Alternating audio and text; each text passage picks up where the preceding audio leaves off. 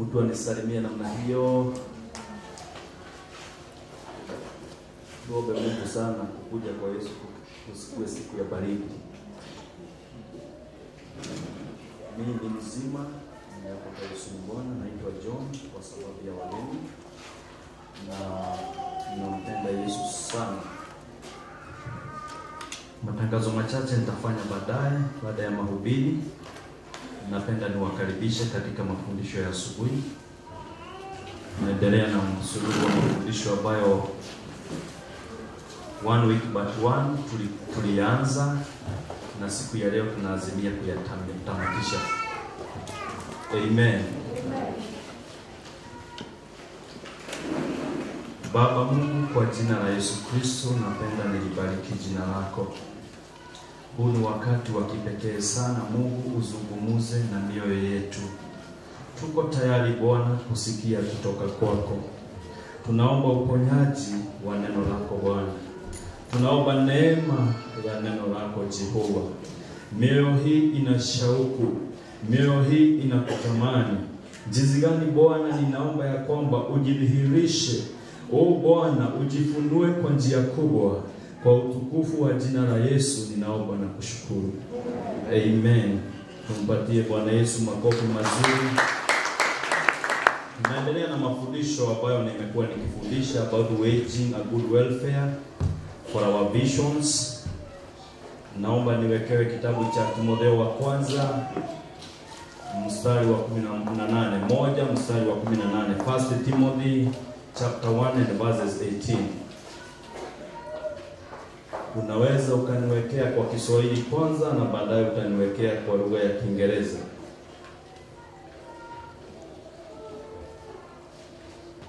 Mwanangu Timotheo, na kukabidhi agizo hili liwe akiba kwa ajili ya maneno ya kinabii ama ya unabii yaliyotangulia juu yako, ili katika hayo uvipige vita vizuri. Tuwekee hiyo aya tu kwa English. This charge I commit to you, son Timothy, according to the prophecies previously made concerning you, that by them you may wage the good warfare. Praise the name of the living God. Huyu ni Timotheo anazungumza na kijana, huyu ni Paul anazungumza na kijana Timothy. Anamwambia that he may wage a good welfare kutokana na unabii na maono makubwa yale aliyokuwa ako nayo kutokana na kuwekewa mikono na wazee waliotangulia. Na waweza kujiuliza kwa nini tupige vita ama we wage welfare kwa mambo ambayo Mungu ashahakikisha kwamba yatafanyika kwa maisha yetu. Kwa sababu wakati mwingi Mungu anazungumza. Kama Timotheo, nabii, wazee hawa walikuwa wamezungumza kile atafanyika. Na Paul anamwambia usikae tu hivyo, unatakikana uvipige vita vizuri kwa sababu ya huo unabii. Na hapo wapendwa, ndio tumekuja kuanguka sana kama kanisa. Maana sisi tunasemaga Mungu kama amesema atafanya, na tuna relax. Yaani Mungu kama ni yeye aliahidi akatuma nabii, ninaamini hiyo atafanya.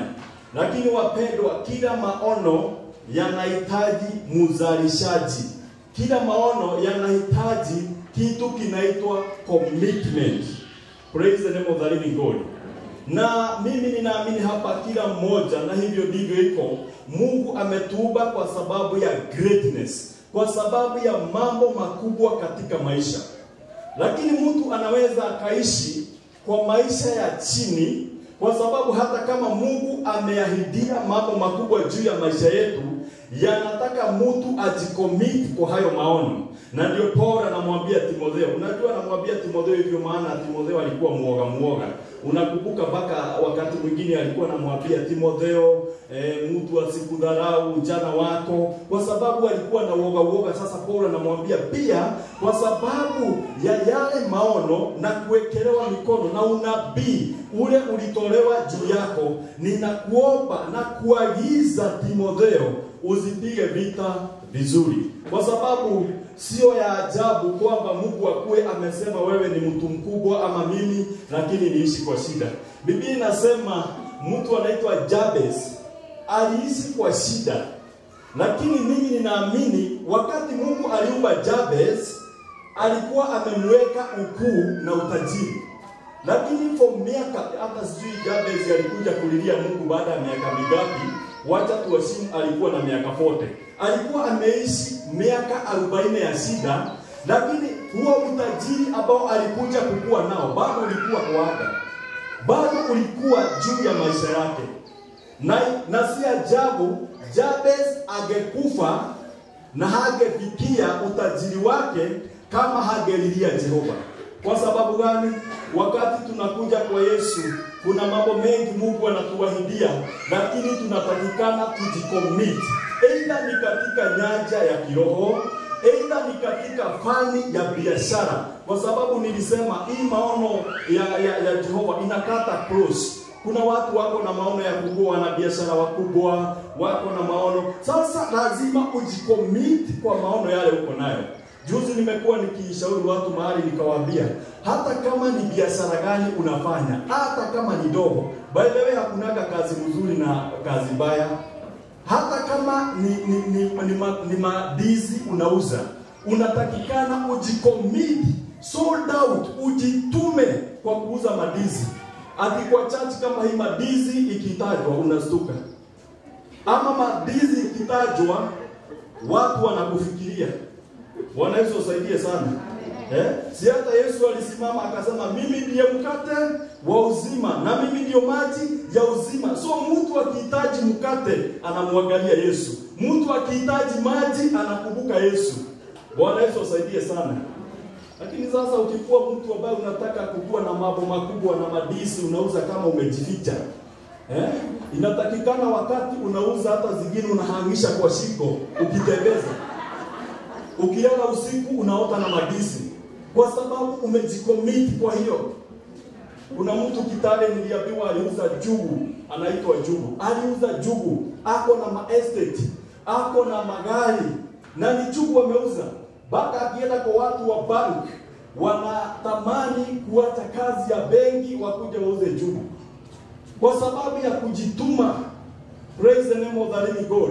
Hakuna kazi ile ati ni mzuri na ingine ni baya. Kazi ni kujituma.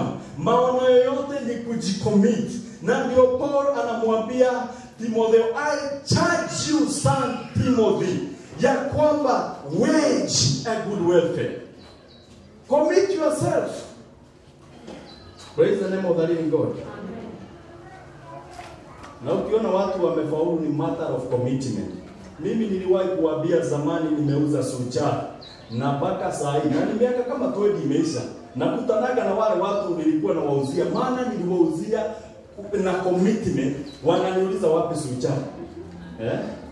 Lakini unajua hata wakati Yesu alifufuka kuna watu walienda kumwangalia kwa kaburi kama bado wako hapo. So nilijicommit na hizo sucha. Mimi nilikuwa nakuja na paki baiskeli mahali tulikuwa tunaweka, nazipaka kwa mkono hivi. Kwanza zinamwaga supu, si supu, maji. Kwa sababu nimeshazirusha kwa maji kwanza ndio zingare. Nazisubusha hivi moist bleach. Hawa mama kama Mama Mohamed ananijua. Ninamtembezea hivi. Yani nimejituma. Na unajua hata nikuje kuuza spare. Hiyo boga nilienda kwa sababu ya hiyo kujitoa. Kumbe mzee mmoja alikuwa anaitwa Mwagaza, hata niseme hii by the way. Ananiona vile nauza boga. Sasa akaniita siku moja. Siku nikaenda kwake nikamuuliza, mzee nilikuwa nauza kwake, utanunua boga sucha? Akaniuliza, hizo sucha ni kali ama ni zile si kali? Of course nikajua nikimwambia ni kali hatafanya nini. Nikamwambia hizi si kali. Akaniambia pole, mimi nitaka zile kali.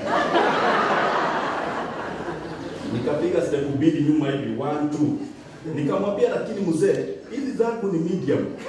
Sio kali, sio tamu, ziko hapo katikati. Ujituma. Akaniuliza, kijana, unaweza taka kufanya kazi hapa kwa spare? Nikamwambia ndio. Nilikuja kwa kazi kuajiriwa saa 9 ya mchana. Nilipeleka baisikeli nyumbani, nikakuja siku moja ati kesho asubuhi, nikakuja saa 9. Wapendwa, maono yote inatakikana tujitume. Ile kazi unafanya, sold yourself on it. Jitume. Juzi nilisoma kakilipu kingine, mtu msichana anauza mahindi, classmate yake akamuona mtu alisoma na yeye. Yeye anauza mahindi ya kuchoma. Wakati aliona huyu ni classmate alisoma na yeye, akasema wacha nijifiche. Akaenda akajificha ndio asionekane nini? Kazi ile anafanyaga ni duni. Huyo jamaa naye akakuja akasimama hapo. Akasema mwenye hicho ako watu, maana mimi naye nauzaga makaa. Huko unatorokea mtu na ni makaa na kukuuzia hata hapo chini kuliko.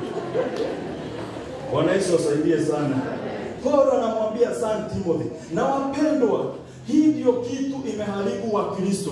Kwa sababu tulikuja kwa Yesu tukapokea maneno ya unabii, tutakuwa wakubwa, elia itakuwa yetu. Sasa tunakaa hivyo. Na ndio watu wamedanganyika hata wokovu ni free. Wacha nikuambie, wokovu si bure. Kwa sababu vitu yote ya bure inachukuliwa kwa rahisi. Vitu ya bure inawachagwa na huko kwa mvua inanyesewa na inalala nje. Wokovu ni wa gharama kubwa sana wapendwa. Wokovu huu ulimchukua mwana wa Mungu akauawa msalabani ndio tupate. Praise the name of the living God. Na Paulo akizungumza anasema ufanyie wokovu wako ili watoke katika utumwa. Niambie kama Daniel angeamua aseme sasa Mungu alikuwa amesema 7 days imeisha, wacha tulale tutatoka. Lakini Daniel alijua hata kama Mungu alisema kuna hitajika watu wa kufanya nini? Wa kuzalisha hayo maono. Inatakikana watu watakaoomba. Hata kama Mungu alisema utakuwa mkubwa, kuna kazi unahitajika kufanya. Lakini usipowage yourself, usipofanya hii kazi, utaishi na shida kama Jabez. Jabez anateseka na Biblia inasema huyu ni mtu ako na mali imewekwa. Huyu ni mtu mkubwa. Na sijui alijuaje hii maneno, ama alienda kwa mkutano kama huu, maana hata leo kuna watu wataanza kuenchi. Akaenda kwa mkutano akaambiwa, wewe labda uko na shida, unatembea na nguo za mtumba na Mungu anasema unaweza enda na nguo za bei kali. Akasikia kwa mkutano kama huu, kama ameteseka miaka kadhaa, akaamua na kuanzia leo mimi nitaomba. Bible inasema Jabez cried to the Lord. Kulia yani ni kuomba ile akogireka, akamulilia Jehova. Praise the name of the living God. Baka Mungu akazalisha, baka yeye akafanya yale mambo bingu ilikuwa imemwekea yaachiliwe. Bwana Yesu asaidie sana. Ninaombea watu neema ya kupigana vita kwa sababu ya zile vitu Jehova ameweka juu ya maisha yao. Hatutakaa tu tuseme Mungu atakuja. Hatutakaa tu tuseme kwamba Mungu alisema, manabii walisema. Hapana, we must wage a good warfare. Praise the name of the living God. Amen. Na kwa sababu ya saa hiyo tukijifunza, tuliongelea juu ya mambo mawili ambayo yanahitajika sana to wage welfare. Mahali ambapo tunahitajika tulilie Mungu sana. Na nikabakisha sehemu mbili ambazo nitamalizia siku ya leo kwa sababu ya faida ya wale labda hawakuwa. Jambo la kwanza tulisema mahali tunahitajika tuweke maombi sana, Mungu atusaidie ili kufikia ndoto na maono yale yalisemwa juu yetu wakati tulimpokea Yesu. Mahali pa kwanza pa kuomba sana ni mahali pa kufanya nini? Uamuzi. Asante kwa sababu ya wale wanakumbuka the area of making decision. Na tukaona kila siku mtu ako na zaidi ya maelfu ya mambo ambayo anahitajika kufanya uamuzi, kufanya decision. Bwana Yesu asaidie sana. Na by the way, hata ukikosa kufanya uamuzi, ujue hata kukosa kufanya uamuzi, huo ni uamuzi tayari. Ninasema nini? Kwa mfano uko kwa kanisa useme wewe bado haujaokoka, haujaamua. Wewe haujaamua kweli? Wewe umeamua kukaa na nani? Hakuna mahali utakao useme haujafanya uamuzi. Hata kukaa mahali hapo umekaa na umesema ati utakaa hivyo, that is a decision. Bwana Yesu asaidie sana. Na tukaangalia area kubwa, mambo yale tunatakikana kuyachagua, kuyasikia, kuyaona, kuyasoma. By the way, hata wiki hii nilipata revelation, baka ile mambo tunasoma, tunatakikana tuchague ni nini tutasoma. Kwa sababu ukienda kwa internet sasa kumejaa mastori, vitabu. Hata niliona kitabu moja imeandikwa How to Win Another Man's Wife. Jinsi ya kumshinda mke wa mtu mwingine. Na ni kitabu na kinanunuliwa kununuliwa. Ukiuliza mtu anasoma, anasema tu nasoma tu nijue. Alafu Bwana Yesu asaidie sana. Ingine tena naye niliona imeandikwa ati jinsi ya kujua mzee kama ako na mpango. Lakini hiyo sio baya sana.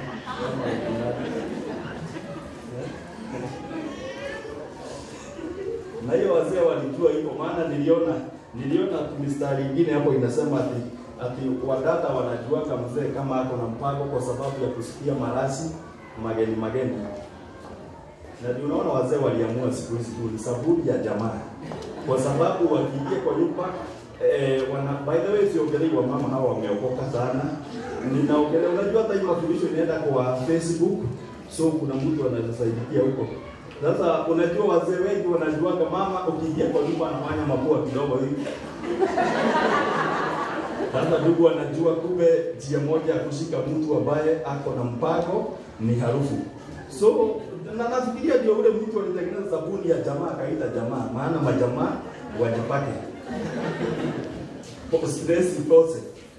Na unajua symptoms zingine zinafananaga. Kwa mfano mtu akiwa na malaria na typhoid, si unajua hiyo mambo inakuwa karibu inalingana hizo dalili. Sasa ingine unasikia tukiona mzee amekuja kwa nyumba, amekasirika, hakuongelezi, hajasema hodi, ujue sasa tena hako na kitu wanaficha. Na labda mzee symptom hiyo yake inafanana na amekosoa na vijana wa kazi, sasa amekuja na hasira. Wewe naye mawazo kwa sababu uliamua kusoma kitabu ambayo hakitakusaidia cha maneno ya bure, mawazo yako inaharibika.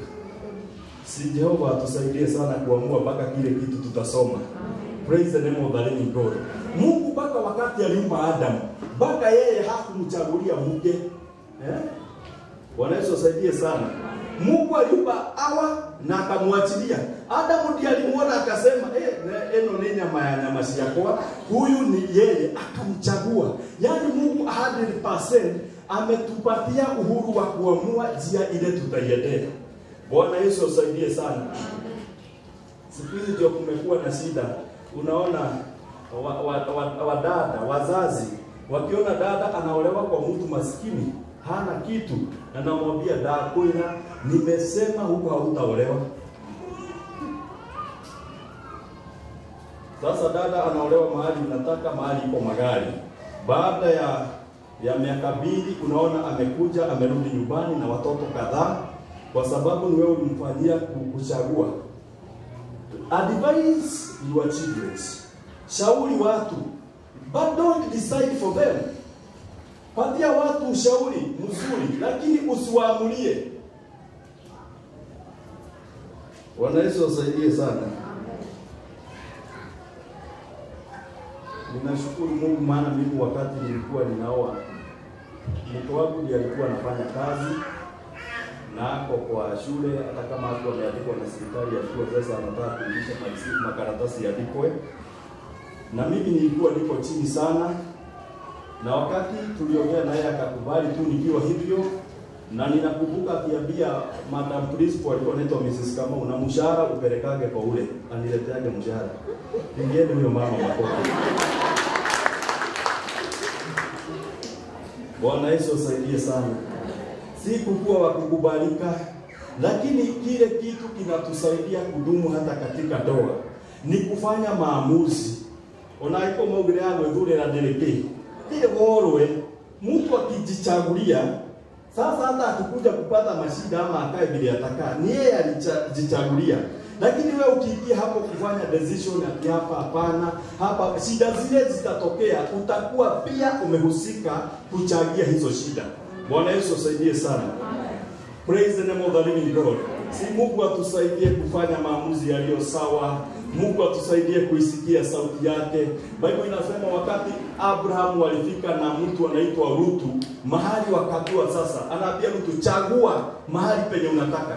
Na unajua macho naye inaonaga vile vitu vilebo, vile vitu vitamu. Sasa Rutu anachagua mahali anaona kumeng'ara.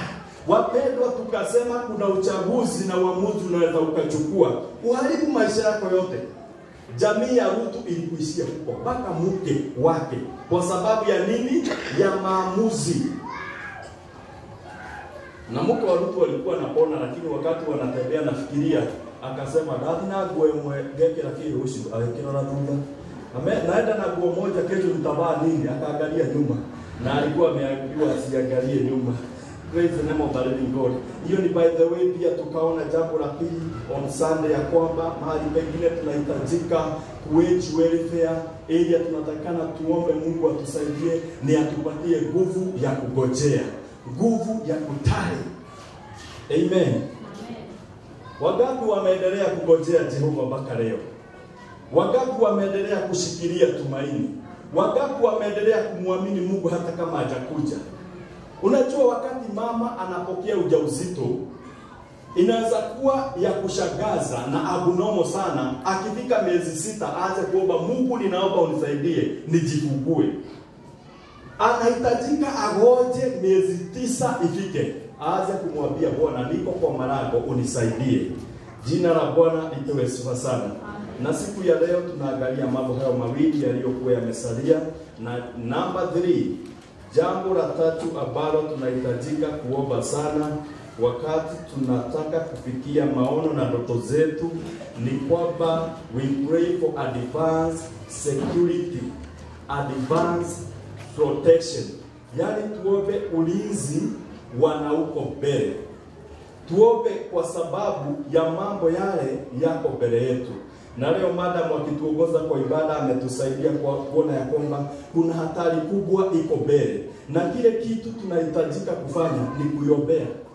Unajua watu wa dunia wamekuwa na akili nyingi ya kuangalia mambo ya mbele kwa kujiwekea chakula. Nakuta mtu ameweka gunia kama 20 za mahindi. Anasema hii najua itaoga hii mwaka. Unakuta mwingine amejenga plots. Anasema mimi najua hata miaka 100 nimejiwekea kagena, nimejiwekea akiba mahali, nimejiwekea ulinzi. Yani we are investing kwa mambo haya ya dunia. Na tukienda upande wa kiroho unakuta watu hawa investi kwa mambo ya kiroho. Kama sasa watu wale watoto wanataka wafuge warudi na ni siku chache, wameanza kujiandaa kwa sababu ya vitabu, kwa sababu ya vitu, karo, school fees na mambo makubwa. Lakini wale watu ambao wanawaombea watoto, future ya watoto, Bwana Yesu asaidie sana, ni watu wachache. Mtu anaomba kwa sababu ya leo, lakini inatakikana tuwaombee watoto wetu hata wakimaliza shule, hata zile kazi watapata, hata ndoa zao. Tuombe mambo ya huko mbele, tuweke ulinzi, yani tufieke barabara ili kwamba kusikue na attack na mashambulio juu ya watoto wetu. Bwana Yesu asaidie sana.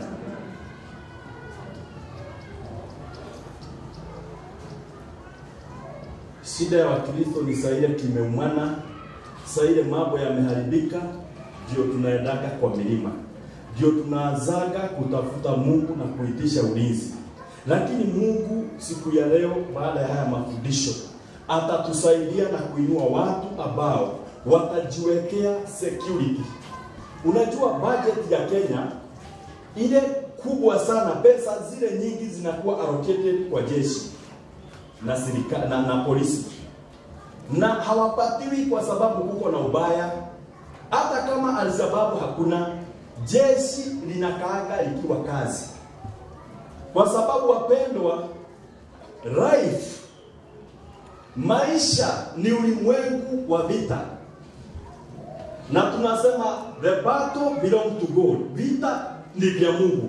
lakini sisi naye ni maaskari. Angalia jirani yako, mwambie yeye ni askari. Askari hakaagi vile tunakaa. Askari anakaaga tayari kila siku. Unajua askari hata akienda kukula kwa hoteli, anakaaga akiona mlango wale watu wanaingia. Hata ana uniform, hata labda ako off. Lakini kwa sababu unajua maaskari nao wana maadui kama vile Wakristo muko na maadui. Unajua Wakristo tuko na maadui. Kila siku shetani anataka kutushika. Hivyo maaskari hawa unaona wako na maadui. Kuna mtu alishika akapiga kofi, hakumbuki sura yake. So anaweza kuja kwa hoteli akute ni yeye ndiye anamuuzia. Aseme wewe ndio ulifanya nini sasa hiyo. So askari siku zote anakaaga akiwa alert, akiwa watch. Na mimi nashangaa, na Bible inasema sisi ni maaskari wa Jehova. Ni kwa nini sisi tunakaa kurelax? Ni kwa nini sisi tunakaa kulala? Bwana Yesu asaidie sana. Biblia inasema katika Mathayo 13 mstari wa 25, unaweza niwekea Matthew 13:25. Bible inasema na walipolala, but while men slept, his enemy came and sowed tares among the wheat and went his way. Weka pia na Kiswahili kwa sababu ya watu wa Kiswahili. Lakini watu walipolala, ni watu gani wanalalaga kukiwa na vita huko nje na fujo? Unaweza kulala mlango yako ikigonga gongo hivi uende ukalale. Si utakaa watch. Lakini ukisikia mtu amelala, kitu ya kwanza kunakuwa kuko na nini? Amani.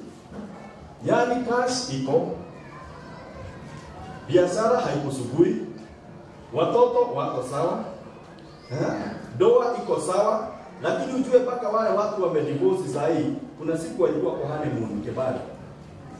Adorema tinanete rais. Ni make na nile muno. Lakini kwa sababu ya kulala, adui anakuja anafanya nini? Anapanda mbegu. Na mimi nashangaa sana na watu ambao tuko wakati huu. Kwa sababu hata usiku mtu anahakikishaga kijana anafunga mlango, mama akienda kulala anaenda anadukia, anasikia kweli kufuri imewekwa. Mzee naye akienda kama ndiye ataenda mwisho anaenda tena anashika, anasikia kufuri imewekwa. Lakini hao watu ni kweli wamefunga milango ya wapi? Ya nyumba. Lakini milango ya kiroho. Biblia inasema wakati shetani alitaka kumuingilia Ayubu, anasema anamwambia Mungu, kuna ukuta ninaona umemwekea Ayubu. Wapendwa, milango hii tunafunga hii kanisa haiwezi kazuia shetani kuingia hapa. Shetani ni spirit. Atakuja, na kama kuna mahali tunahitajika kuomba sana ni tukienda kulala. Kwa sababu watu wengi wamewekwa magonjwa usiku. Ndoto zile unaota, unajua unaweza ukaota usiku wote duka yako imeugua. Uone imeugua, ustuke, umepigana sana. Asubuhi ukiamka hivi ama katikati usiku ukiamka kwa asante Mungu, kumbe hata nikuota, kumbe duka yangu bado iko. Hiyo ni mambo iko kesho. Hiyo mambo Mungu anakuonesha ni mambo kwamba kazi yako itaisha. Na amekuonesha ndio wage security, uombe protection ya yale mambo yako mbele. Bwana Yesu asaidie sana. Kwa sababu walipolala, watu wanalalaga saa ile mambo iko sawa. Umetulia, amani iko, mtu anauza kuuza, hakuna kustruggle, mtu analala. Na ninaongea juu ya habari ya usingizi wa kiroho. Kwa sababu kweli ukiwa na chakula ya kukula mwezi, na sala ya Bwana inasema utupatie mkate wa leo. Na wewe mikate wewe unaolie mwaka, ile mikate uko nayo unaweza kula mwaka. Si unaona hata kuomba hii utupe mkate haina impact. Watu wanalala. Na kanisa, namba kubwa ya kanisa imeshambuliwa. Kwa sababu katika baraka ambazo tulipokea kwa Jehova, kanisa lililala. Na ni pole sana kusema hivi, lakini siku moja nilipata ufunuo nikajiuliza. Unajua wakati my mother aliaga, nilijiuliza mambo mengi sana. Nikakumbuka mama vile alikuwa anafanya kibarua. Mama alikuwa hata si hujawahi muelewa vizuri, lakini alikuwa anaweza shika eka 5 kupalilia. Na anapalilia, anaguza huku, anaenda huku, ni kwa watu tofauti na hawajui. Na anafanya hiyo kazi yote kwa sababu yetu. Sasa nikajiuliza wakati ameaga. Nikajiuliza kwa nini mama ameondoka. Sasa ile Mungu ametusaidia, tunaweza kumshikilia, tumejenga nyumba, tunaweza hata fikiria kumnunulia gari, tunaweza, yani sasa anaweza akapumzika. Nikakumbuka jambo moja, sina uhakika sana lakini likanishawishika sana ndani ya moyo kwamba nikakumbuka vile mama alikuwa anaomba tukiwa na shida. Wakati tulikuwa hatujafaulu, Bwana Yesu asaidie sana. Mimi hata nilikuwa naambia mtu mwingine juzi ya kwamba afadhali uombee watoto wako kuliko kung'ang'ana ati sana atuweke tu bidii wasome kila kitu kusoma. Afadhali hata wakose elimu, lakini uhakikishe umewawekea ulinzi wa maombi na mbele yao umeitengeneza. Praise the name of the living God. Kwa sababu Jehova akisema hata mtu wa class 3 aende Amerika akaishi huko, Jehova amesema. Jehova akisema mtu ambaye hakuona shule, yeye ndiye atakuwa mkubwa wa Mosbridge, Jehova amesema. Nashukuru Mungu kwa sababu licha kwamba sikusoma sana, mama yangu alikuwa ananiombeaga. Na akanifundisha tena kuomba, kujiwekea ulinzi kwa sababu ya mambo yale yako mbele. Wapendwa, kama kuna kitu tunahitajika kufanya, ni hata wakati Mungu ametuinua, tuendelee kujiombea ulinzi. Kwa sababu shetani hajafurahia ufanisi na mahali Jehova ametufikisha. Praise the name of the living God.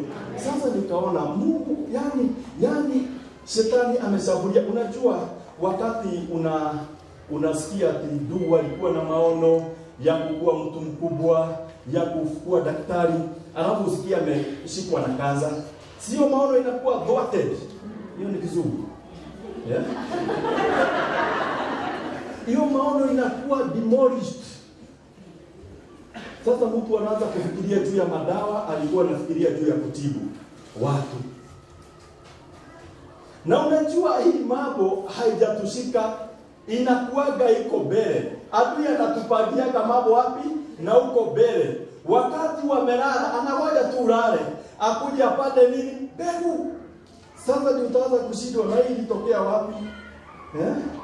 My mother ameishi miaka mingi akiomba vizuri, akililia Jehova. Wakati tu amerelax, mambo imekuwa mzuri, tumeanza kupata earning, anapata pesa bila kuenda kibarua. Mtu anaweka silaha chini. Hiyo ni mambo nimefanya. Ndio sio sia bara ukasidekia hivi. Bwana Yesu asaidie sana na atuhurumie. Ya kwamba hata wakati utakula nyama, utaenda kufunga, uache nyama.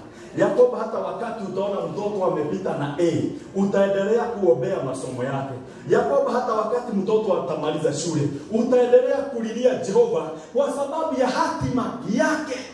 Utafanya investment ya maombi kuombea watoto hawa security. Na hii ndio ilikuwa kazi ya Ayubu. Kila mwezi Ayubu alipanda mlima na dhabihu na sadaka na maombi kwa sababu ya watoto wake. Na ndio unaona mpaka shetani akitaka kumfikia, ni Mungu anapeana ruhusa. Wewe gomage na ukugirira he mundu ngimage shukura ni atondo ugiteri kohana ate. Maukuta mingi imebomoka. Maukuta mingi watu wametoa security, wanang'ang'ana na mambo haya. Na Biblia inasema katika Proverbs 23 number 4 and number 5. Ukiweza unaweza ukaweka. Biblia inasema Suleimani, Proverbs 23 4 and 5. Suleimani anauliza swali. Anasema kwa nini kung'ang'ana kujitafutia mali na utajiri? Yaani ni kama anamaanisha kuna kitu kingine unaweza kuwa unang'ang'ana nacho, kitu kinaitwa nini? Protection. Iko haja gani wewe ukusanyage, ukileta hapa unakusanya, ukileta ikijaa adui anakuja anachukua. Na ndio unaona sasa tulijifunza tukasema Proverbs 23 wacha tutasoma. Ndio sasa tulisema ya kwamba unaweza kuwa unafanya mambo bila kuuliza Jehova njia. Hata ukipata pesa, hata ukipata mkopo, unatakana uulize Mungu njia ni gani. Lakini wiki hii nimepata revelation, nikaona kumbe mtu ana shida kwa kuuliza Mungu wakati yako na pesa njia ni gani? Kwa sababu Mungu sauti yake inaweza kuja iseme toa hiyo pesa kwa kanisa. Inaweza sema hivyo, toa fuku, toa nini? But our God is faithful. Na Mungu hakuna kitu, hakuna pesa anataka kutoka kwetu. Lakini ukiona Mungu anakuzungumzia na usikie ni sauti yake, ujue Mungu wako na mpango wa kukuinua na kukupeleka level ya juu. So wakati mwingine tunakosa kuuliza swali, nasema Mungu, na by the way Mungu akitaka kuchukua fungu la 10, usifikirie unaweza mzuia. Atakuja na utamlipia transport na ile inaitwa miscellaneous. Unalipa.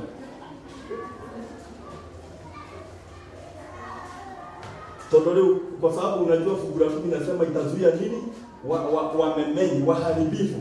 Mimi tu nikikataa kulipa, natoka na gari kupiga kona hapo, kijiji inaoga taa inaanguka. Labda ningetoa fungu la 10,20. Sasa kwa sababu ya transport ya Mungu na miscellaneous nakuta data imeenda. Kwa hivyo hakuna kitu tunaweza kukazuia Mungu akuje achukue kwetu. Na in fact vitu zote ni zake. So Solomon anauliza, utang'ang'anaje kufanya tu kazi na haujui hapo? Usijitaabishe ili kupata utajiri. Acha kuzitegemea akili zako mwenyewe. Weka mstari wa je, utavikazia macho vile ambavyo si kitu? Maana bila shaka, hivyo mstari mkubwa, maana bila shaka mali hujifanyia mabawa. Tumesikia mali haikuwagi na mabawa, ndio sikorwa na madhabu, lakini hujifanyia no shidie, lakini zinaweza kuwa na hiyo nini, mabawa. Hujifanyia mabawa kama tai arukae biguni, na zinapuruka kama tai zinaenda. Na kama kuna disaster, kama kuna tragedy, kama kuna calamity, ni gani duniani, ni kukuta mtu alikuwa na kitu alafu kipate mabawa, kipae juu. Yaani mtu alikuwa na kwake, lakini sasa hata kulipa rent inakuwa ni gumu. That's a tragedy. Ni kupata mtu alikuwa na gari, anaenda na gari, sasa kupata baiskeli ni gumu. Ni nini inafanya mambo yetu? Na hii mambo unakuta inafanyika kwa kwetu sana, kwa ndugu zetu, kwa jamii zetu. Ni kwa sababu tunawekea sana kutafuta kuleta. Lakini mtu afikirii hizi vitu, kuna mtu anaziwazia vibaya. Hizi vitu zinaweza zikapata mabawa. Ile kazi kubwa inahitajika kufanya ni ya kuziwekea ulinzi. Iko haja gani ung'ang'ane tu wewe ni kutafutia watoto, unawatafutia, hauendi kuwaombea, hautoi sadaka kwa sababu ya watoto? Ni kweli watasoma, halafu wanakosa kazi. Na mambo mengine kama kuna mambo ya kawaida tunaweza fanya na pesa. Lakini kuna mambo yanahitajika ulimwengu wa nini? Wa kiroho kuintervene. Mambo yanahitaji Mungu mwenyewe azungumze na apeane njia. Praise the name of the living God. Amen. Ukisoma Isaiah 62 verses 6, hiyo tutasoma, lakini utasikia ati na nimeweka walinzi juu ya ukuta wako, Yerusalemu, ya kwamba wataona hatari ikiwa mbele inakuja, waombe. Kazi ya watchman ni waone hatari kabla haijafika. Kazi ya watchman ni waone mambo. Na nashukuru Mungu wa Mordekai, maana Mordekai ile kazi alikuwa anafanyaga ni ya watchman. Kwa hivyo alikuwa anaona Waisraeli tumepangiwa kumalizwa na Hamani. Lakini Esther akuwa kwa ikulu, maana sasa ako starehe, yeye amelala. Baka anaenda kuambiwa na Hamani na Mordekai tumepangiwa kumalizwa. Anauliza na nani? Na yeye ako kwa starehe, amelala. Lakini kwa sababu Mordekai kazi yake ni watchman, anaona mabaya yakikuja. Bwana Yesu asaidie sana. Wapendwa, shetani hajafurahia kuokoka kwako. Shetani hajafurahia ufanisi wako. Shetani hafurahi wakati muko na amani na mume wako na watoto. Hafurahi. Kazi yake ni kuangalia vile atawakosanisha. Na hiyo kazi anaifanya kila siku, na ndio kazi yake. Tutafanya nini kama kanisa? We must wage tuwezeshe a good welfare. Lazima tuweke ulinzi wa maombi juu ya mambo yanayotuzunguka. Praise the name of the living God. Siku moja Yesu, hii tutasoma Luka 19:41. Luka 19:41. Praise the name of the living God. Hapa ni siku moja Yesu alienda kwa Yerusalemu kwa milima hiyo. Nilisema juzi tutaenda Israeli. Hii maneno ya nini ikiisha. Maneno ya kujenga kanisa ikiisha. Wengine wanafikiria corona. Hii maneno ya kanisa kujenga ikiisha, tutakuwa na mpango wagapo wanasikia sawa na saida. Hii mambo yote inakuwa ni imani.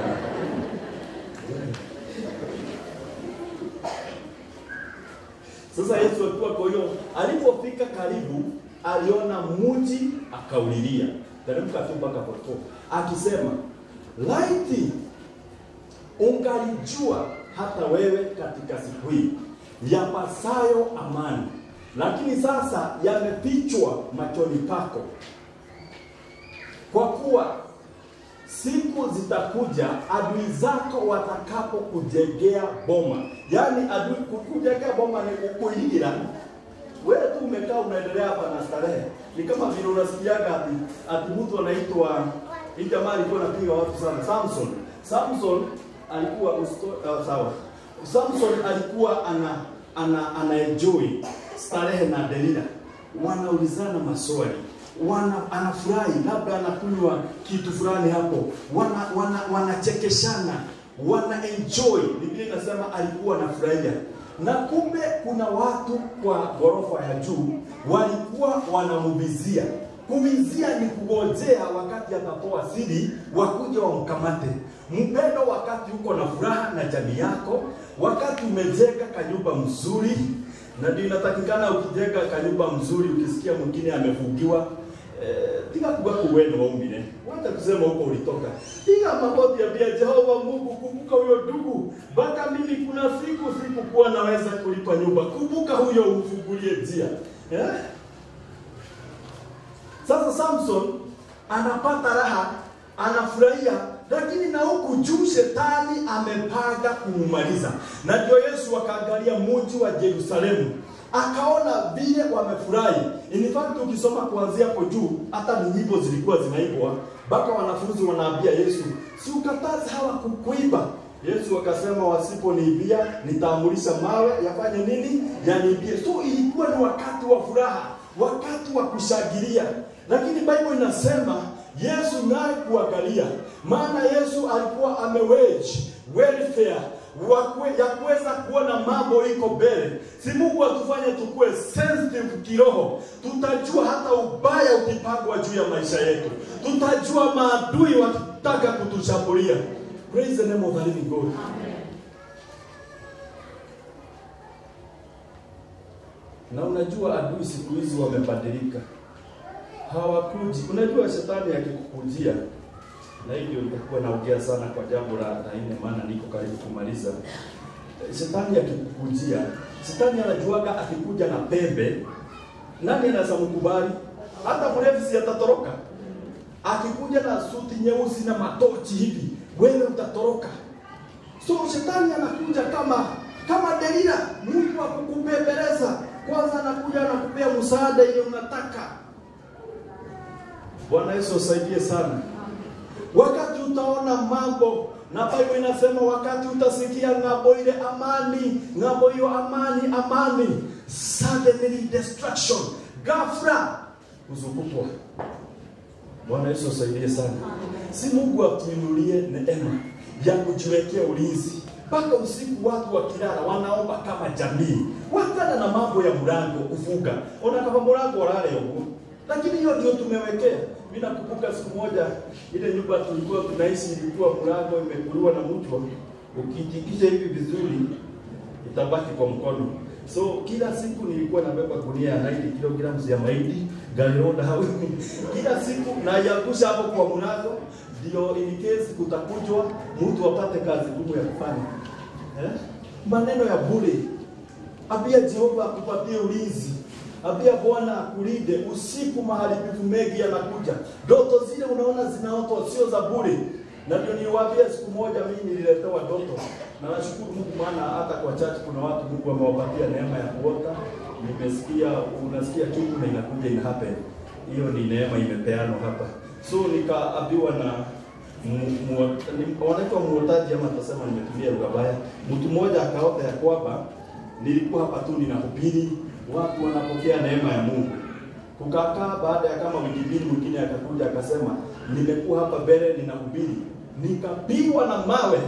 Marugu ilikuwa inarushwa. Nikajiuliza sasa kama ni wewe hii ndoto unaweza ukaamini gani? Ya marugu ama ya anointing? Hizi ndoto unaziamini zote. Kwa sababu wakati Mungu anakufikiria mambo mazuri, Shetani naye anakuwazia kukumaliza. Praise the name of the living God. Wakati tumesimama, Shetani anaangalia vile tutaanguka. Lakini sasa watu wengi wanapenda tu kuotewa, ndio wena gari.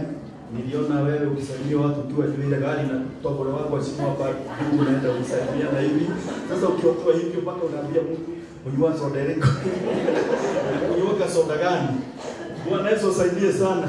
Lakini afadhali mtu atakayekuja kukuambia, "Niliona umeanguka na pikipiki." Uchukue tahadhari useme na kumbe natakikana kuwage security kwa maisha yangu. Bwana Yesu asaidie sana. Yesu analia, wanashindwa huyu naye analia kwa nini wakati wa furaha?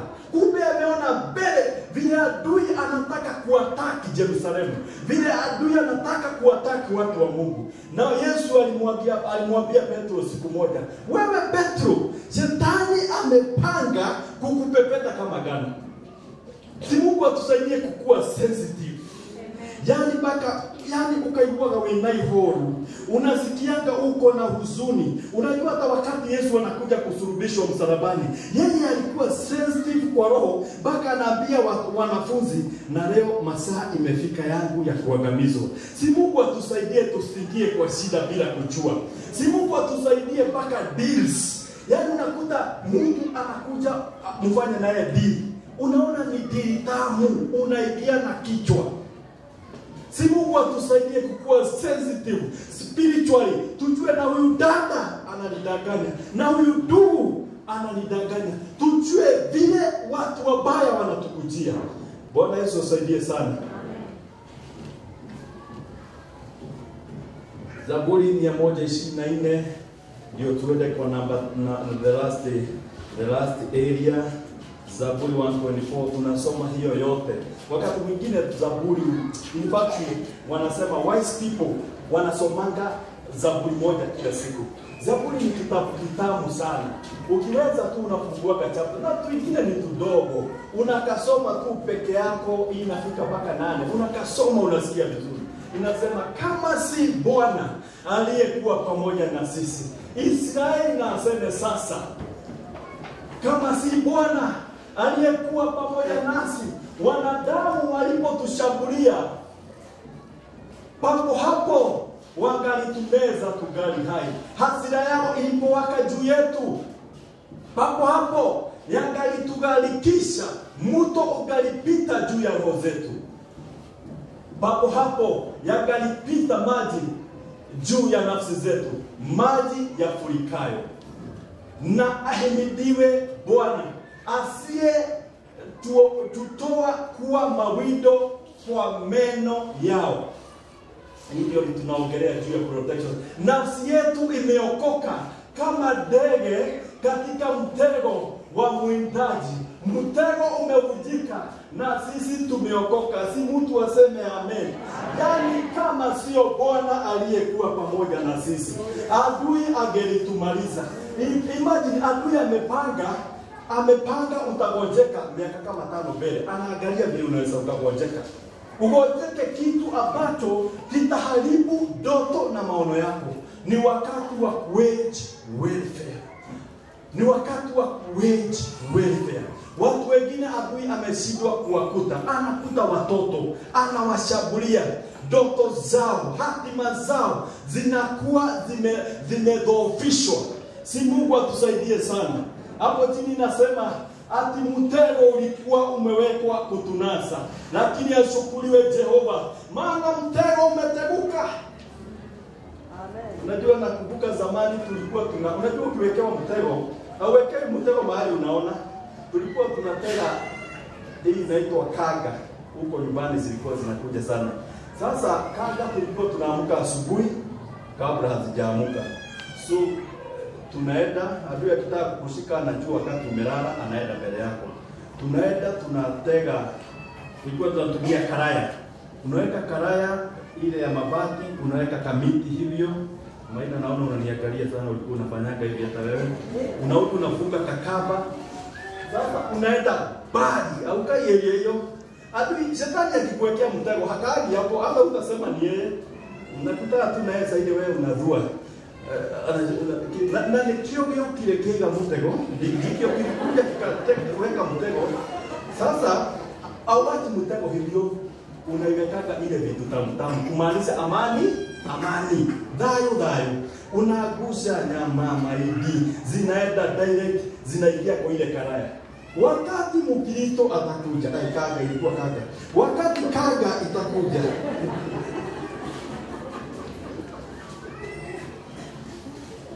Lakini na ashukuriwe Jehova ambaye ametegua mtego ule adui alikuwa ameweka mbele zetu. Praise the name of the living God. We give you glory. Na ujue shetani, kama kuna kitu shetani hatokagi, yani karakta moja inayofanya shetani apigiwe makofi, lakini sio hapa, ni mtu ambaye hakuvagi moyo. Devil never give up. Anakufuata mpaka Yesu wakati alikuwa ameenda kumtega Yesu, alimwambia wewe nimekuacha sasa lakini nitarudi. Ndio kigete nitarudi. Na ni kweli alirudi kupitia kwa Judas. Bwana Yesu asaidie sana. Shetani ni mbeberesi. Unaona nabii Samson, niambie, Samson anadanganyana, atoki, anasingilia, anang'ang'ana. Si Mungu atusaidie naye sisi tusikufe moyo. Tuendelee kushikilia imani. Tuendelee kuomba kwa sababu ya ulinzi wa Jehova. Tuendelee kuomba kwa sababu ya divine protection. Praise the name of the living God. Amen. We give you praise, O God. Jambo area ya ine na ya mwisho ambayo tunatakana tuwage welfare ni area ya wale watu wametuzunguka, our destiny connectors. Wale watu tunaita marafiki, wale watu tuko nao kila siku. Bwana Yesu asaidie sana. Utanielewa vizuri kwamba wale watu ama mtu yule ambaye atafaulu sana itategemea wale watu wamemzunguka. Hata kanisa kama hii kufaulu, hata mjengo ule tunajenga, haitegemei tu pasa ambaye ameona maono. Itategemea wale watu wamefanya nini, wamezunguka yeye. Na tunaona ni ya muhimu sana kuwage welfare, kuwaombea wale watu mko nao kwa kazi na kwa maisha, kwa sababu ya kutimiza hatima na ndoto yako. Wapendo, wacha nikwambie, mama pasta akisema pasta hata kuwa mchungaji hapa, maana yeye yako karibu na yeye, hawezi kuwa. Hata mke wangu akisema leo sihubiri, na hata nipewe madhabahu na niambiwe ni mimi nahubiri, siwezi hubiri. Na wamama Mungu amewapatia hekima kubwa sana, wanakuja tu kama hawakuji direct hivi kusema na leo wewe ndio utuika mzee wa kanisa na sasa wewe hautakuwa kiongozi huko. Hawakuji hivyo. Mama tu kwa mfano wakuambie, sasa wewe hata ukihubiri sisikiaki vile unasema. Sasa kama yeye asikiaki na ni watu wale atasikia. Kutoka hapo na hapo ninasema nani haubere nitaulele hivi. Hapo mbele sitakanyaga. Wale watu wamekuzunguka unatakikana uwaombee sana, kukusaidia kufikisha ndoto zako na maono yale uko nayo. Mimi niko na rafiki yangu aliniambia siku moja, akaniambia mimi John niliamua sitawahi nunua gari mpaka nikufe, na nimesema hivyo. Nikamuuliza kwa nini? Akaniambia siku moja nilikuwa napika na tumefika hii kilima ya pale Soi. Unajua hiyo mlima sasa unakuja huko ya Soi hapo. Sasa hiyo pika wako na mke wake amembeba hapa, anaendesha. Gari tu zinakuja zimemkuta shwa. Sasa mama akiona vile wanapitwa anacheka. Sasa watu nao na watakiki aibu, anaweka mafuta mkukoro tagini uombe, anaweka mguu kwa tagi yote, anakanyaga mpaka mwisho. Kagari kakachefuka. Sasa walipokaweka kado, leo mama noe ngaoleile. Mama sasa akacheka ile ya kujia. Unaona wanasemaje? Ile unacheka mpaka sasa unatupa balance. Hiyo ndio ingekuwa goro. Huyo ndugu hata kama hapo hai amekufa na hawezi endelea. Mama kumaliza kazi yako ni dakika moja. Dakika moja inaisha yote. Na huyo mama huyo bado kufanya wewe ukue mfalme ni dakika hiyo nguvu wako naye ya upande huo ya kuharibu na kumaliza, hiyo nguvu akitumia positively inakujenga, inafanya ukue mfalme. Mama ya Ramweli alikuwa na Abiaga Ramweli. Hajafanyika mfalme, anamuongeleza tu, anamwambia, wewe mwana wako, wewe kijana yangu, vijana hawakunywa pombe. Yaani anatengeneza mfalme. Vijana wafalme hawaharibu nguvu zao na hii na hii. Mama anaweza akatengeneza wewe uheshimike Moisbridge. Ni muhimu sana kuombea wale watu wamekuzunguka ili wa fulfill your destiny. Praise the name of the living God. Si hata Bible inasema mama mwenye hekima anajenga nyumba yake. Ni nini tuliona mama akilia? Si wazee ndio unaona wanajenga nini? Lakini Bible inaongea mambo ya ndani sana, kwa sababu inajua uwezo ule mama ako nao wa kujenga na kubomoa. Si Mungu atusukuke. Na ndio Daudi akafika mahali, weka Zaburi 140 mstari wa kwanza. Daudi hapo anaomba, Mungu ninakuomba unizunguke na watu waaminifu, unizunguke na watu watakao nisaidia kutimiza hatima na ndoto zangu. Haleluya kwa Yesu.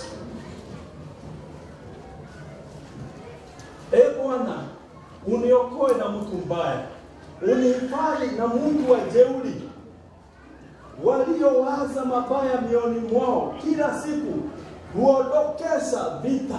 Ukisoma hiyo Zaburi yote, maana sina wakati wa kusoma, wamenoa dini zao kama nyoka, sumu ya fira. Ukisoma yote kwenda chini, Zaburi 140, utasikia Daudi analilia tu, Mungu nizunguke na watu walio waaminifu, watakao nisaidia kufikisha hatima yangu. Praise the name of the living God. Unajua hata unaweza kuwa na usiangalie wale watu wanakuzunguka ati wakuwe kirasi yako. Unajua kuna watu marafiki wale wanatafuta, na tukimaliza hii sehemu utaniambia kama uko na marafiki. Marafiki wale wanatafuta ni kama uko na gari, unatafuta rafiki wa yaani level yako ni hapana. Naaman, Biblia inasema ushindi wa Naaman na muujiza wake ulikuwa na Meidi. Meidi aliambia, na sasa hiyo ametumia pesa, ameenda ng'ambo, ameenda wapi?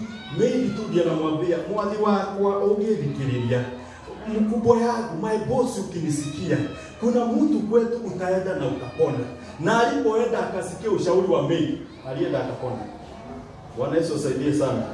Kwa hiyo Meidi, na hivyo ninasema Meidi anaweza akakushauri, akuwe msaada wako, akuwe rafiki yako, akufanye kufikia destiny yako. Tena Meidi unaweza muandika kwako akuja kunyang'anya mzee. So lazima uangalie wale watu wanafanya nini? Wanakuzunguka, na uwaombee, usizungukwe na nyoka. Usizungukwe na watu wabaya, usizungukwe na watu wa kukumaliza. Wadada, Bwana Yesu asifiwe. Amen. Unaweza kuwa hata na wafanyakazi, na ndio Suleimani alisema. Suleimani ameandika akasema, nimeona balaa. Unajua balaa ni nini? Yaani ni what? Nimeona balaa moja ya kwamba wale wadosi, wale wakubwa wameandika watu kazi, wanaenda na miguu. Lakini wale wameajiriwa wanaendesha farasi. Ni balaa kubwa sana. Unaweza andika watu kazi, wakuje, wakumalize. Uandike vijana wa kazi, wakule duka ikuliwe, ubaki hivyo. Bwana Yesu asaidie sana.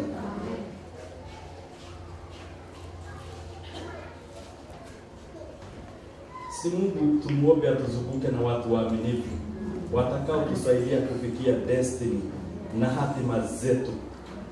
Bwana atusaidie sana. Najua Yesu anasema Yesu hakufundisha tu wanafunzi juu ya kufutwa na shetani.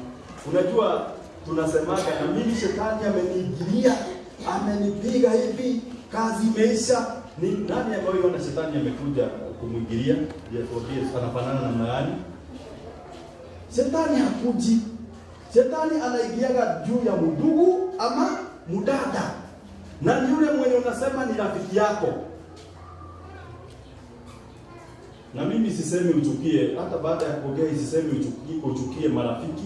Ninasema uendelee kuwapenda, lakini beware of the wicked people. Ukue na tahadhari ya watu wabaya. Maana nimetangulia kusema shetani anakuja siku hizi na suti. Nilisikia hata wizi ambao ni hatari sana. Shetani akikuja hapa anataka kuenda kuiba kwa hata nisitaje mtu. Kama dada tunataka nikutumia kwa wili. Yaani anataka kuenda kuiba kwa Jairus, atakuja hapa ulize na Jairus rafiki yake anachunguzaga ndani hivi. Ni wale watu wabaya kama manabii wa uongo. Unajua hata manabii wa uongo wakikuja kwako, kwanza wadada maana mko na roho nyepesi. Manabii wa uongo wanakuja kama rafiki. Wanakuja na msaada. Baka wale watu wanaibaka watoto ya mtu ni wana anakuambia tarehe hii tere mwana. Unaona amekusaidia, anakurudishia. Mara nyingine ukimpatia anaenda nako. Wanakujaga kama watu wa kukusaidia sana. Na wanakuja na Biblia. Na wanakuja na suti nyeupe na tai.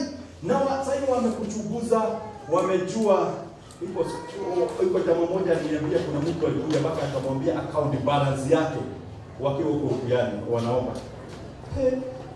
Wewe nayo ukigwa account balance nani mawaro ukiangalia unaona ni hivyo. Si unaangusha silaha. Mwanafia amekuja. Sasa ukiangusha silaha kumbe ni ndugu ameenda kwa banki, ameongea na mtu ya banki, amemhoga, ameambiwa fulani yako na pesa hizi, ameenda tena kwanyu, ameuliza wewe ni namba ngapi kuzaliwa, na sasa ni mtu tu anakuchunguza, amekuja na information. Akikuambia wewe unatoa nguo zote. Ati ni nabii. Si Bwana Yesu asaidie sana. Sasa nilikuwa nasema wezi wa siku hizi wanakuja, wakijua Jairus rafiki yake ni Paul. Watakuja kwa Paul wamshike usiku, wamwambie siwe tunataka uende utulie mtu anaitwa Jairus maana wewe ni rafiki yako. Paul anasema Jairus ukua ni mimi Paul gapi? Na kweli Jairus akisikia hata kama ni saa sita, Paul anaweza shindwa kataa kumfungulia kweli. Anafungulia adui. Bwana Yesu asaidie sana. Bwana atupe neema ya kujua wale watu wametuzunguka. Kuna watu utawafungulia milango ya roho yako, uwafungulie bedroom, waoneshe mambo yako ya ndani, alafu baadaye maana wamejua your weakness, watu wao ndio watakuoga wakumaliza. Unaona hata umeandika kijana ya kazi, umemwandika miaka 10. Na by the way mimi naulizanga vijana nikiwaandika na wauliza ulikuwa umeajiriwa wapi mbeleni? Ananiambia kwanza akianza statement hivi. Ananiambia niliandikwa na fulani miaka 6. Lakini huyo mtu ni pepo, ni mbaya. Akisema tu hivyo kwa kijana tunasemaga huyu ameanguka. Maana hata mimi tutakaa naye miaka 3 aende mahali kingine anasema lakini huyo ni pepo, ni mbaya. Wewe unaona watu wameandikwa kazi wanarudi sasa wanaharibia mtu mwenye aliwaajiri kazi na ulikaa huko miaka 10 ukifanya nini kama ni pepo? Si ungetoka mapema. Yaani umekaa kwa kazi, umepata ujuzi, unaanza sasa kukuja kusema mimi ndio najua kuuza, mimi ndio najua kufanya, mimi ndio najua kujenga, mimi yaani unaharibu ile kazi mahali ulikaa. Mungu atusaidie kuzungukwa na watu watakao tusaidia kutimiza maono yetu. Na tuombee hii area sana maana imeaffect kanisa na njia kubwa. Unafungulia mtu mlango ukifikiria ni prayer partner, anakumaliza. Na ndio Yesu siku moja aliulizwa, wewe umewacha mama yako na ndugu zako huko? Akasema ndugu zangu ni wale wako kwa nyumba ya baba na wanafanya mapenzi ya Jehova. Praise the name of the living God. Maana hata watu wenu umezaliwa nao. Watu wengi siku hizi wanauliza ukwishe.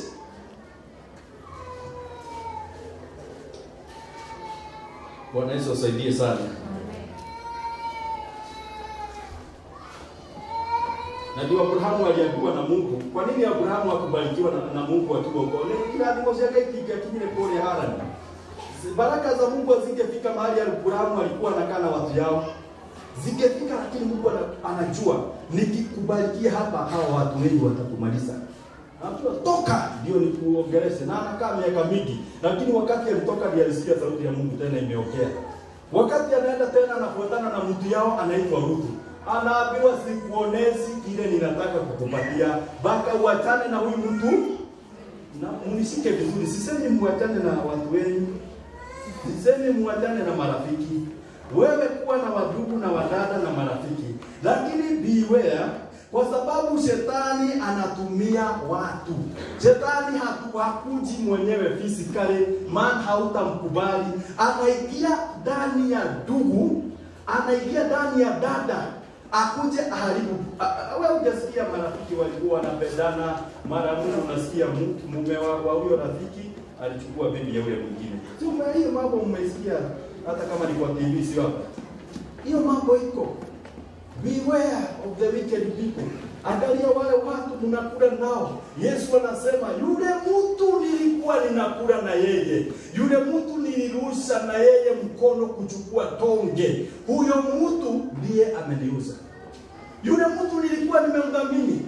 Judas alikuwa rafiki wa Yesu, lakini anasema huyo mtu ndiye amenisaliti. Bwana Yesu asaidie sana.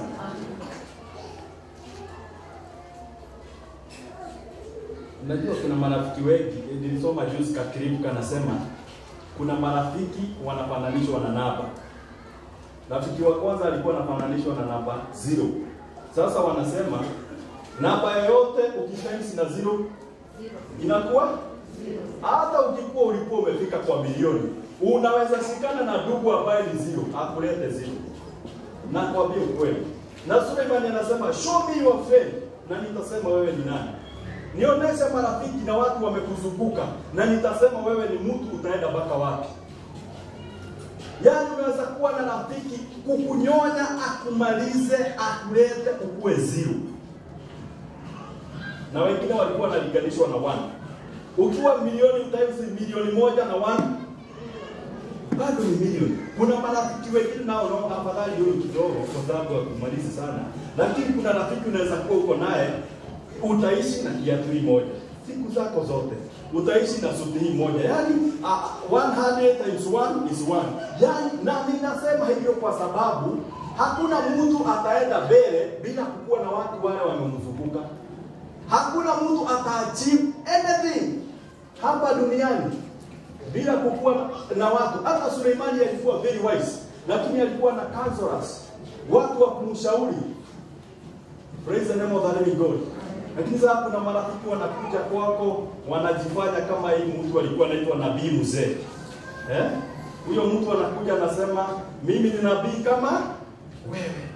Mimi ninasikiaga Mungu kama, mimi ninaongeleshwa na Mungu na kuona maono kama wewe.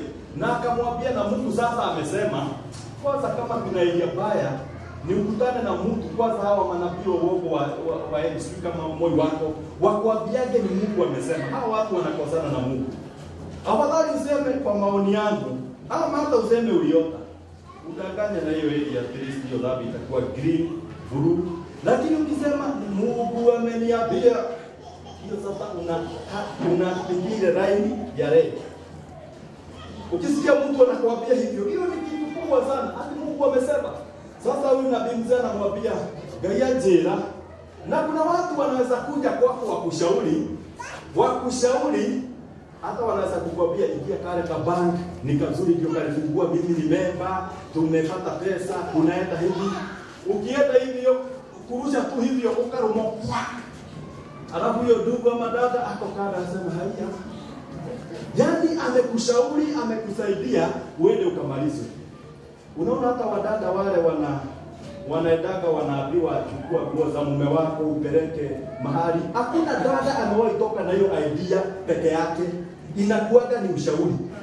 Unakutana na dada mwingine anakuambia wewe unasumbuka bure. Ukitaka mzee atulie, sijui afanye nini, chukua hii na hii, kuja nikupeleke. Mnaenda kwa nyumba nyingine, mkipeleka huko, yeye ninajua kilienda huko kwake kukaumana kukaharibika. Sasa na yeye amekupeleka kama rafiki. Si Jehova utusaidie kuzungukwa na wale watu watakuwa na maono kama yetu.